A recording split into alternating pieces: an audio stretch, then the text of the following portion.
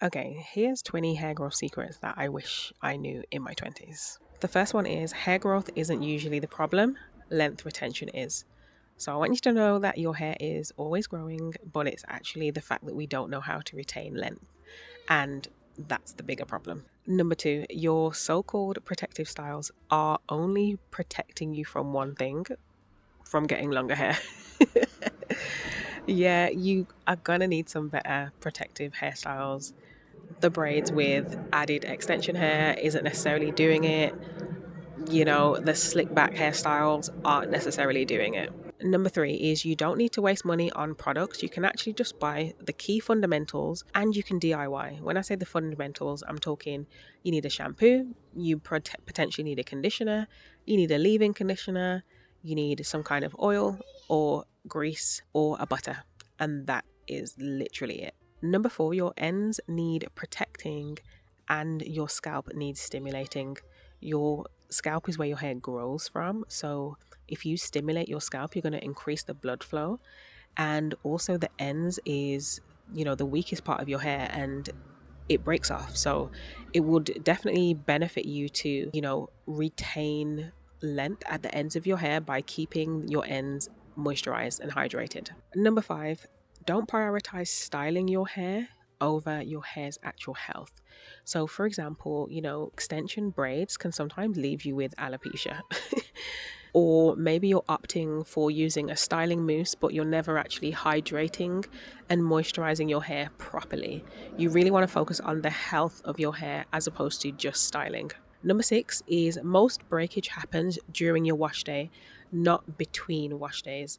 So be very, very, very gentle during your wash day, during your detangling. Number seven is that you need to learn how to detangle your hair very gently.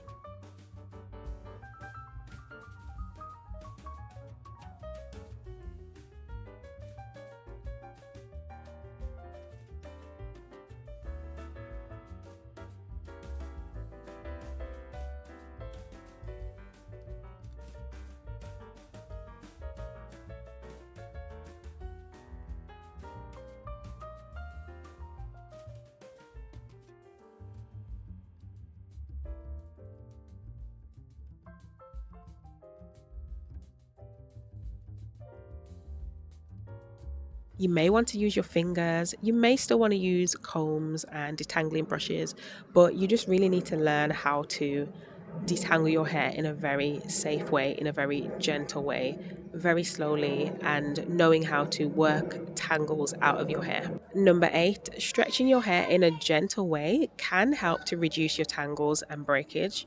So you kind of don't want to let your hair shrink up on itself too much. And one way to do that is by stretching your hair with things like plaits, twists, bantu knots, for example. Number nine, I am about to ruffle some feathers, I know, but you really don't need a relaxer. That thing is toxic and your natural hair is actually prettier. And the world probably won't tell you that, but you're going to need to learn it for yourself and you're going to need to hold that truth very close to you because people will make you think that your hair is nappy or messy, but it's not. It's how your hair is created to be. It's kinky, it's coily. If you're enjoying these tips so far, then do make sure to subscribe by hitting the subscribe button below, but then click the word all so that you're notified every time I go live on YouTube. Also, it's too nice and warm outside here in the UK, and I wasn't going to waste it by doing a video inside, so I'm outside, but it's probably really noisy and really windy, so sorry about that. Okay, number 10, sleeping with your hair uncovered is definitely going to undo a lot of your hard work. You really want to cover your hair with, a silk or satin scarf, something like that, or a bonnet, and just make sure that you're not allowing the cotton from your pillow or your bed to just, rip out your strands. Number 11, those styles that your parents or your grandparents did in your hair back in the day? Yeah, those ones. You're going to need those. You're going to need them. Okay. They're not childish and they really suit our coily, kinky hair texture. Those plaits, those twists, those flat twists, all of those cane rolls, all of that, right? You're going to need it. Hold on to it. Number 12, hear me good, good, good. Before you step foot in a salon, Decide whether you care for blunt cuts or not, and then stick to your guns and do not let your stylist trim off more than you are happy with. Number 13, the people with the longest hair often have the simplest routines. So just remember, it doesn't need to be massively complicated. As long as you are hydrating and moisturizing your hair and keeping it clean, keeping your scalp clean and keeping it protected, then your hair is pretty much going to grow and you can retain that length. Number 14, the more that you manipulate your hair is the more that it's going to break. So do stick to your routine, of course, but outside of that, do your best to leave it alone. And if you don't yet have a routine for your hair, then click the link in the pinned comment below because that's going to help you to develop a routine for yourself. Okay, number 15, stop running from water. Your hair needs water to be hydrated. Like, our hair doesn't hate water. It's okay to get your hair wet. Number 16, genetics does matter, but it's not the whole story. Like, just because your family doesn't have genetically long hair, it doesn't mean you can't. It's all in your routine and it's all in your consistency. And why not be the first one in your family to grow your hair really long? Because then all your family are going to ask you, how did you do it? How did you do it?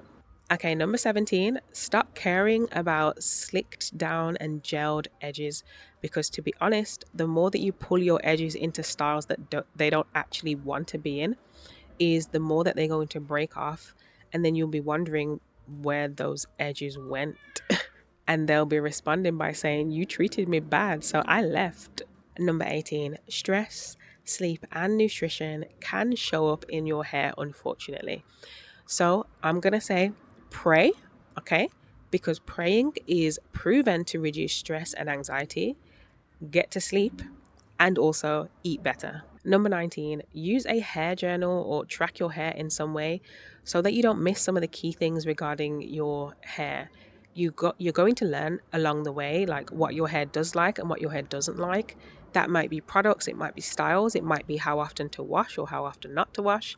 You're going to learn along the way, but you need to document the process so that you know what is working and what isn't. Number 20, most people quit right before they start seeing results. So I want to encourage you not to quit on your routine. You may be trying this for like the past 3 weeks. It's not long enough. It's going to take you a good 6 months to a year to start seeing really strong progress. Okay, this is what I would tell my much younger self, but how about we learn from some butt length naturals who have already grown their hair to excessively longer lengths. The video is on the screen now, so click that one and I'll see you over there.